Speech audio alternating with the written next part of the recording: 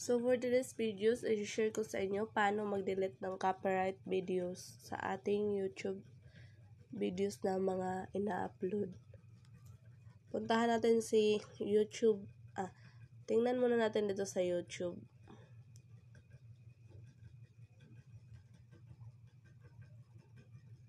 Pindutin natin itong U, nandito sa baba. Pindutin ulit natin itong mukha natin. Pindutin natin itong mga videos. Ayan, may nag-copyright raw dyan sa mga in-upload natin. Itong ano na to, channel for tutorial videos. Ginawa ko to para sa tutorial videos natin. So, ayan. Hindi natin makikita dito na may copyright. Pero, dun sa YouTube Studio, dun natin siya makikita na nagka-copyright siya. Kaya, puntahan na natin yung YouTube Studio. Ayan. Pindutin natin tong YT Studio Apps. I-login natin yung account na dapat natin pag-deletan. Mag-change muna tayo. Switch account. Ayan. Dito tayo sa Katamko. May i-delete tayong copyright videos. Pindutin natin tong content. Ito, copyright. Nakikita natin to. Ayan. Sobrang copyright siya. So, ang gagawin natin para ma-delete, pindutin natin tong tatlong tuldok. Delete. Delete from YouTube. Deleting content from YouTube is permanent and cannot be undone. So, pag pinindot daw natin yan, di na daw yan mababalik kapag dinelete na natin. Talagang delete na siya.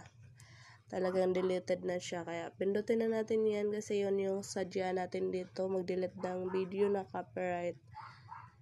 Pero kung konti lang naman yung copyright, guys, huwag nyo nang i-delete. Meron namang process.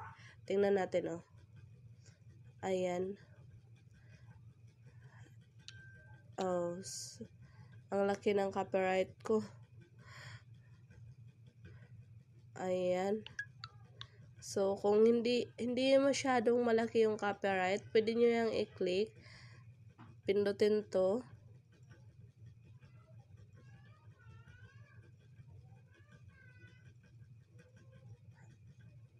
Ayan. So, yan yung kadalasang mali ng mga nag-upload ng video, lalo na yung real seed content. Talagang ang hirap niyan. Kaya mabuti pang gumawa ng original videos. So, i-back na natin. Hindi siya hindi siya ma-mute or etc.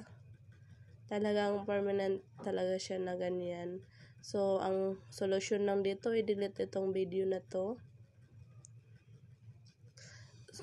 So i-delete na natin to ngayon kasi walang way na pwede natin tong solusyonan. Kaya, i-delete na lang talaga.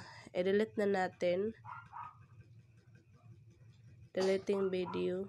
Ayun na. Na-delete na siya.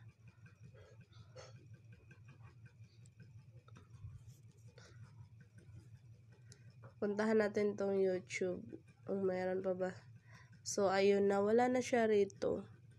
Ganun lang yung gagawin pag nagka-copyright videos kayo tapos di na masolusyonan.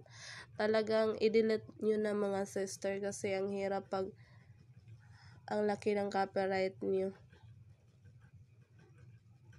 Ganun lang mag-delete ng copyright videos.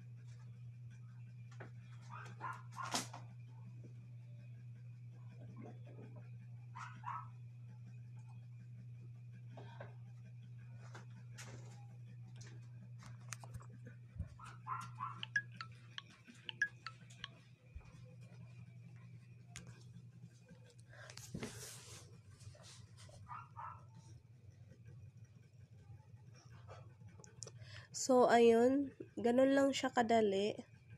Ganun lang kadali mag-delete ng copyright videos sa YouTube. Punta lang kayo sa YouTube Studio, tapos pindutin nyo yung 3 tuldok. Kung wala na talagang paraan na maayos pa yung copyright,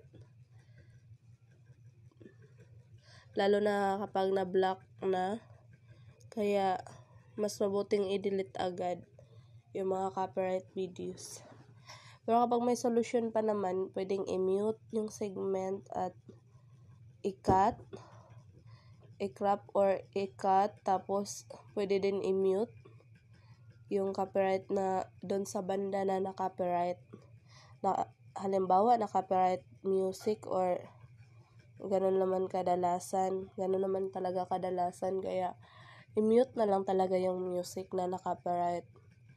Kung yung video naman,